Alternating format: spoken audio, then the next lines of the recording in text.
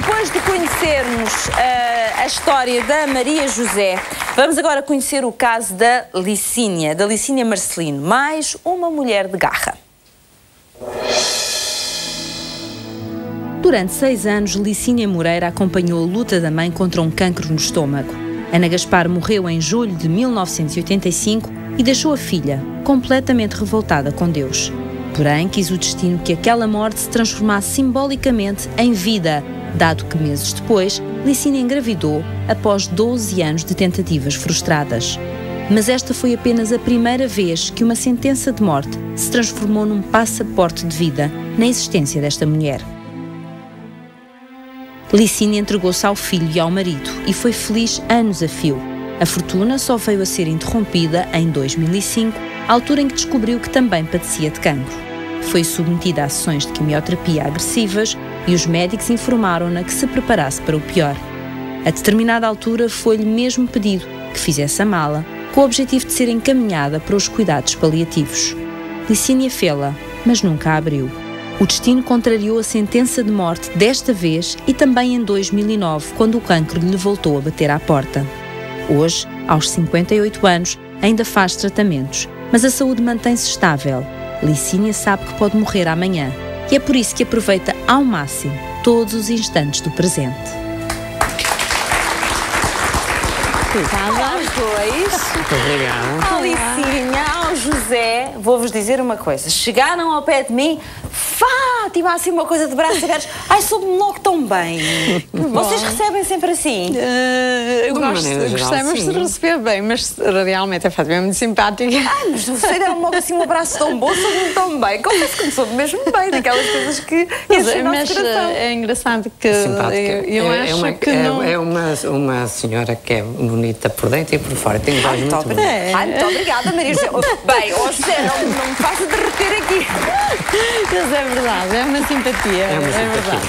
Ora, muito bem, meus amigos, temos aqui uma história de perseverança e uma história em que, muito diferente da Maria José, aqui há efetivamente um momento em que parece que estamos muito próximos do fim, mas a Licínia, chamemos-lhe milagre, o que nós quisermos, mas esse fim vai-se afastando de si, afastando. Durante muitos anos a Licínia foi uma mulher saudável. Sim, apesar que eu fui operada 4 vezes à mama. Às 2. 2 vezes numa e 2 vezes noutra. As 2 primeiras operações, tudo bem, não se passava nada. Isso foi antes ou depois do seu filho nascer? Foi antes. Foi antes do seu filho nascer? Sim, e bem, a segunda... Na segunda mama não, meu filho já tinha nascido e o pai ficou em casa com ele era muito pequenino, sei lá, talvez ano e meio mais ou menos. No segundo, acabei por fazer radioterapia ao segundo peito. Depois dessa radioterapia achámos que estava tudo resolvido e estava realmente isto até agora. Mas há uma coisa que é importante que a Licínia explicasse aqui. A sua mãe, infelizmente, faleceu de cancro. Sim, cancro no estômago. Exatamente com a idade com que eu comecei, com que eu soube que estava com o mesmo problema. Pronto, é aí que eu queria chegar. Sei que não foi nada fácil aceitar a morte da sua mãe. Foi um momento muitíssimo delicado para si. Foi muito delicado. Teve receio a partir daí que o mesmo acontecesse consigo? Sem dúvida. Aliás, esse foi o meu primeiro receio, não é?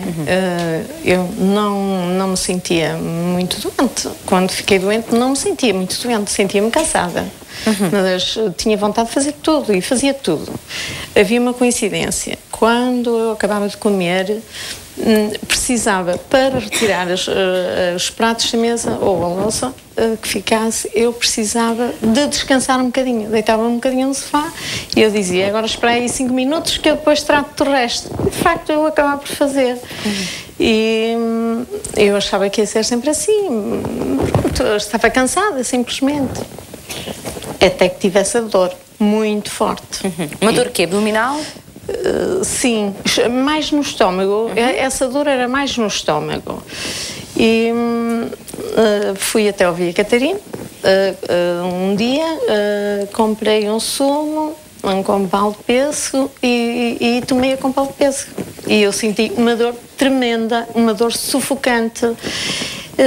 Cheguei ao comboio, eu vinha de comboio para casa Não é que moro muito longe, mas é mais fácil acesso, e o meu marido por acaso foi-me esperar e eu disse, olha, leva-me já ao médico, e o meu filho também foi nesse dia, leva-me ao médico porque eu realmente tenho uma dor insuportável. E fomos ao centro de saúde e a médica disse, isto é por excesso de trabalho, deve estar com uma úlcera, com certeza isso tudo vai passar. Não, nem havia injeção de Benuron que me pudesse dar no momento, tomei 2 Benuron, mas continuava a dor mantinha-se, e ela disse, olha, vai tomar o omeprazol e veremos no que isto vai passar, um excesso de trabalho. E nessa altura realmente eu estava com excesso de trabalho. E eu disse, doutora, a minha mãe morreu com a minha idade, será que não será melhor eu fazer uma endoscopia?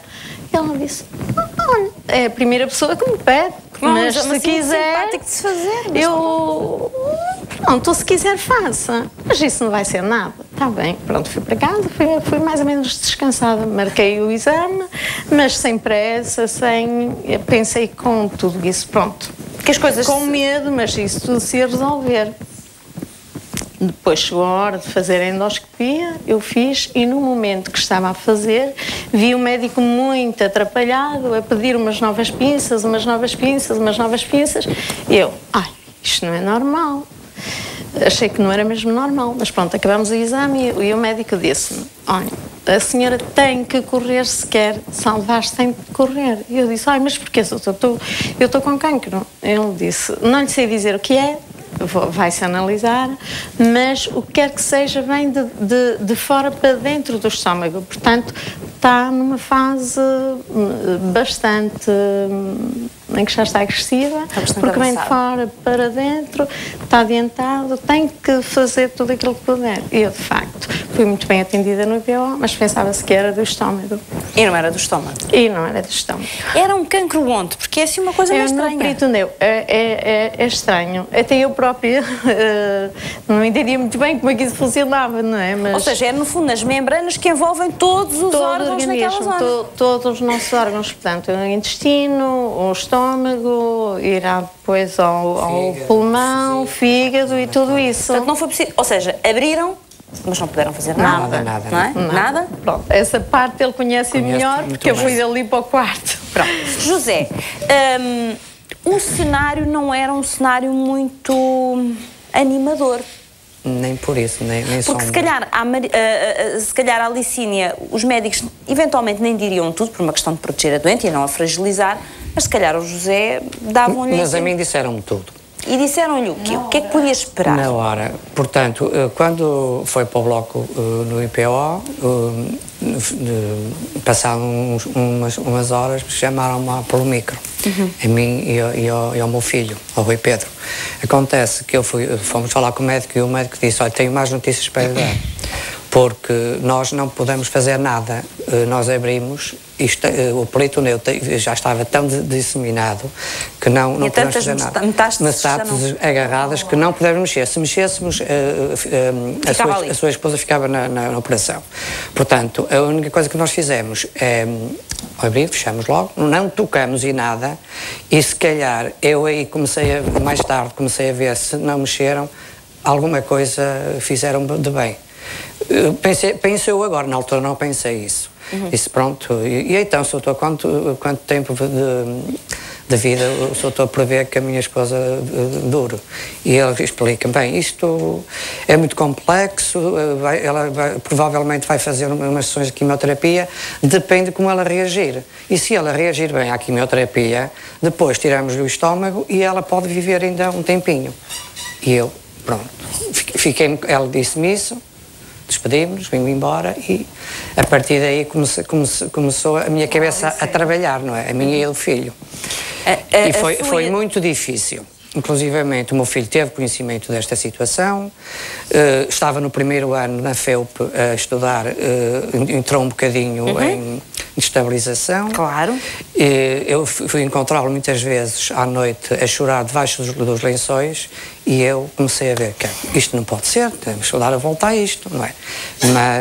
Mas eu convenci-me que as doenças graves não acontecem só às outras pessoas. Às vezes toca-nos, bate-nos à porta e nós temos que ser um bocadinho confortar-nos e ter força de vontade para ultrapassar determinadas situações. E eu sou uma pessoa que não me considero muito otimista, mas eu considero-me mais realista. Mas sinto que tenho, talvez, não é um dom, mas tenho um espírito de ajudar mais os outros do que me ajudar a mim próprio. Ou seja, se calhar à frente da Licínia, furtalhar, sozinho, sabe Deus. Exatamente, é tal e qual isso. Deixe-me conversar ali um bocadinho com o Vítor Neves, da Associação Luta contra o Cancro do Intestino, que conheceu a Licínia no período em que ela estava internada no IPO. Olá, Vítor, muito boa tarde. Vítor, quer-me falar um bocadinho do que é este choque na vida das pessoas, de repente, um diagnóstico como este, e ainda por cima com um diagnóstico, eu diria que com tempos contados, não é? Porque aqui o médico não sabia dizer, vai viver não sei quanto tempo, mas nada levava a crer que a Licínia sobrevivesse a esta situação. É verdade. Mas, Fátima, ontem pediram-me para lhe trazer uma mensagem e eu, antes de falar da Licínia, não vou deixar de fazer. Não sei se recorda do Pedro Bessa Múrias. Lembro-me perfeitamente. Na SIC, na concorrência. Foi meu entrevistado. Eu sei. O Pedro já não está cá há 1 mês e meio, mas continua a falar connosco muito e... como nos tem acompanhado, eu registro as palavras que ele me disse da entrevista que teve consigo, que teve muitas nessa altura do lançamento do livro, e portanto eu queria lhe agradecer, foi ele que me disse para lhe transmitir, gostou muito de estar consigo e fez muito bem o diálogo que teve consigo. Que é a mesma posição que a Licínia tem. O Pedro não faleceu da doença em si, teve um ataque cardíaco que não teve nada a ver com isto. A Licínia foi e é um exemplo de vida para nós todos. Eu conhecia de facto no internamento do IPO, onde fazia algum do meu tempo como voluntário, e de facto nós vamos apercebendo pela experiência, e eu estou lá há 14 anos, de qual é mais ou menos o estado físico e psicológico das doenças, apesar de não ser médico, e de facto quando a Licínia saiu, nós convencemos-nos que não a íamos ver mais. Recebi a inscrição da Licínia através do marido, com a letra dele, e quando ela me toca nas costas da primeira Assembleia Geral da Europa Colon Portugal, que é de facto a Associação de Luta contra o Cancro do Intestino, eu virei-me e ela disse: não estava à espera de me ver, pois não, eu estou aqui. A Licínia é um exemplo de que como é que a esperança, a fé e a luta por querermos estar na vida, aliás a Maria José também nos falou muito disso e centrou-se na vontade de cada um que nós tem, pode ser a diferença de nós continuarmos a viver bem, porque a Licínia está estável e está bem, ou não estarmos. Contribuiu muito, de certeza, a família que a Licínia tem, o grupo de amigos, e não é um fatalismo, porque há 80 mil doentes em Portugal com esta doença, e estou a falar agora para quem está que vive com uma doença semelhante na área digestiva. A medicina tem evoluído muito, há determinados tratamentos que conseguem pôr as pessoas estáveis e portanto, as pessoas vivem... Há belíssimos médicos em Portugal. Também, e, portanto, vivem longos anos com isso. O importante, Fátima, e deixe-me aproveitar, é os pacientes não chegarem lá. E isto resolve-se com rastreio a partir de 50 anos para todas as pessoas, homens e mulheres, é obrigatório. As pessoas que tiverem ligações familiares devem fazê-lo antes dos 50 anos, e não é tão difícil assim como a Fátima disse, e pessoas que têm alguma... Não disse que não era difícil, disse que não era um exame simpático. Simpático não é, mas é preferível fazê-lo do que depois ir para a lista. Eu disse que não era simpático, não é uma coisa que a pessoa vá assobiar toda contente, mas faz-se. Exatamente. Faz-se. E sintomatologia, porque a doença desta área digestiva, portanto o cancro do intestino, emite sintomas durante muitos anos, portanto é uma doença que demora muito tempo a crescer, e o importante é apanhá-la cedo, porque se for apanhada cedo, como se vê, ela é tratável e as pessoas estão bem. Quando é detectada muito tarde, então a dificuldade da sobrevida já é mais complicada. Deixo só mais uma mensagem. A Europa Colon Portugal lançou há 1 mês, na zona do Grande Porto, nas freguesias de Ramal, de Paranhos e Campanhã, um programa de acompanhamento no domicílio a pessoas com cancro do intestino avançado. Portanto, aquelas que não têm lugar nas instalações do Serviço Nacional de Saúde, tem na Europa Colon Portugal, que há de estar a passar o número de atendimento, um apoio com uma equipa multidisciplinar, médico, psicólogo, assistente social e enfermeira, que vão à casa das pessoas tratá-las. Muito bem, Vítor, isso é extremamente importante. Eu gostava de perguntar à Manuela. Manuela, nesta história, e por acaso o José ainda não chegou lá a este ponto da conversa, mas eu adianto, e é um ponto que eu gostava que a Manuela comentasse. O José aposentou-se antes do tempo para poder acompanhar a esposa. Os amigos fizeram o que eu posso chamar de uma corrente de amor à volta da Licínia para lhe dar todo o apoio que ela precisava, para fazê-la sentir um amor imenso. Até que ponto é que isto é importante para que alguém sinta que faz sentido ainda cá estar? É extremamente importante para a sobrevivência de qualquer pessoa, e uma prova de amor como o marido lhe deu não é também muito frequente recebermos, ou pelo menos não é do nosso conhecimento. Quer dizer que nestas situações, o entusiasmo, os momentos de tristeza vão gradualmente dando lugar à esperança. E é aí que nós podemos agarrar no momento. É natural nós passarmos a valorizar tudo de forma diferente, de forma mais intensa e positiva. Dizem é verdade aqui baixinho, é verdade, é verdade, é verdade. Isso vai fazer com que as pessoas aumentem a qualidade de vida, e tem a ver também com o apoio social, que é essa rede de amigos que a Fátima falou, e do próprio marido. É extremamente importante o amor que está à volta, porque a pessoa tem que sentir que o sofrimento é compreendido. Que as pessoas continuam a achar que, mesmo que num caso em que esteja acamada, continua a ter utilidade, porque é comum em situações semelhantes a pessoa ficar acamada e vai-se debater com o sentimento de inutilidade e até de eu sou um peso para a minha família, porque estamos muito habituados na nossa sociedade física, mas que utilidade podemos ter mais na vida de outrem que aquela de sermos a âncora à própria vida, que foi, por exemplo, o que aquele marido fez. Exato. Ou que esta senhora terá feito para este marido, ao ponto de ele mudar e reformar-se, aposentar-se, para estar diariamente a cuidar e a apoiar a esposa. Muito bem. Eu acho que estes comentários da Manuela são extremamente importantes até para as famílias que estão a passar por esta situação, porque não é a pessoa que tem cancro que passa por a situação, é uma família inteira. É a família inteira que adoece, sobretudo as do agregado familiar, mas é a família inteira que adoece. E portanto, todos necessitam de apoio. Exatamente, e aqui todos precisam efetivamente de fazer alguma coisa. No caso do José, o José se calhar descobriu forças que não tinha, descobriu uma forma de olhar para a vida que também se calhar não sabia que tinha, nem a própria Licínia. O certo é que contra tudo e contra todos... É verdade, se calhar não se conhecia tão corajosa. Não, eu não achava capaz de me dizer muitas vezes naquelas fases em que eu estava vou, não vou, e dizer, não, tu és capaz. Tu não vais ser capaz porquê? Mas tu és mesmo forte e até consegues. E às vezes eu achava que não conseguia, mas sozinha muitas vezes pensei, ela até diz que eu sou capaz, será que eu sou capaz? Então nunca ninguém sobreviveu. Será que eu vou sobreviver com isto? Porque há aqui, sabe, até posso ser a primeira. Porque não? Os pioneiros têm sempre um bocadinho mais de trabalho, mas são pioneiros. Há sempre pioneiros em tudo nesta vida, não é? Eu queria pegar aqui neste aspecto que a Manuela referiu, que é, passou por isto, a tal mala que um dia pediram para fazer porque iria para os cuidados paliativos, que é, no fundo, onde se tenta minorar o sofrimento de alguém que está condenado, infelizmente, à morte, mas malinha é essa que, graças a Deus, nunca abriu, deixa lá estar fechada. Nunca mais mexi. Permita-me só esclarecer isto, porque há uma confusão muito generalizada. Quando se fala em cuidados paliativos, normalmente as pessoas associam isso ao final da vida. Acham que quem vai para os cuidados paliativos é para ir morrer naquele serviço. E isto não é verdade. Há pessoas que vão apenas para minorar o sofrimento durante um período e depois regressarem a casa. No caso da Licínia, penso que não seria bem essa situação, porque a Licínia estava mesmo numa situação muitíssimo delicada. É de género, não vamos fazer nada. E nessa altura o cancro estava em evolução. Portanto, eu estava a fazer quimioterapia extremamente agressiva há 4 meses e o tumor continuava em evolução. Fiz o TAC e a médica, eu gosto muito dela, aliás é a minha médica. Mas tirou-lhe, quer dizer, não lhe deu grandes esperanças. Pronto, porque eu acho que nessa altura era realmente aquilo que ela pensava.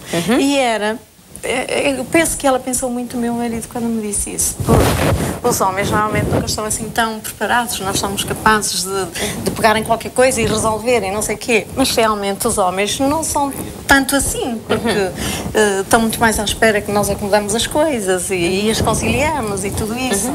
E eu penso que ela, nesse momento, pensou nele, bem, um homem sozinho, com um jovem, o que é que vão fazer estes dois, não é? Se calhar, se ela tiver as coisinhas organizadas, é melhor. Eu fiquei de ir uma semana depois e quando fui e comecei... Ai, não faça assim, senão o seu microfone deixa de ouvir. Mas sim, diga. Ai, que o microfone... Sim, pode falar. Ficou malandro desde o início. Não se preocupe, pronto. Ai, meu Deus do céu, é pior ainda, meu Deus. Maria de Fátima, eu vou ter que pedir... Ai, temos um operador de som que é o nosso convidado. Não, vou pedir aqui ao meu colega que entre. José, pode sentar, exatamente, em direto, aí, porque o micro não está em condições. Não, mas está aqui, só para terminar esta conversa, há só um ponto aqui que eu gostava de vos ouvir, que é o facto de a vida ter passado a ser saboreada de outro modo. Porque a Manuela referia este aspecto que é, hoje vocês com certeza valorizam as pequenas coisinhas. Sem dúvida. Tudo é diferente, para melhor. Sim. Sim, não é, José? Para melhor. Sem dúvida. Eu passeio a pé, antigamente não tinha importância nenhuma. Olha que bem sabe este passeio. É isto ou não? Exatamente. É exatamente assim. Eu acho que vocês são, acima de tudo, os dois, uma história bonita de amor. Sim. Olhem lá para esta fotografia, não é? Assim, uma coisa assim. É uma história bonita de amor. Obrigada. Muito obrigada aos dois. Um grande aplauso. Muito obrigada. Obrigada. Desistiram novamente que ele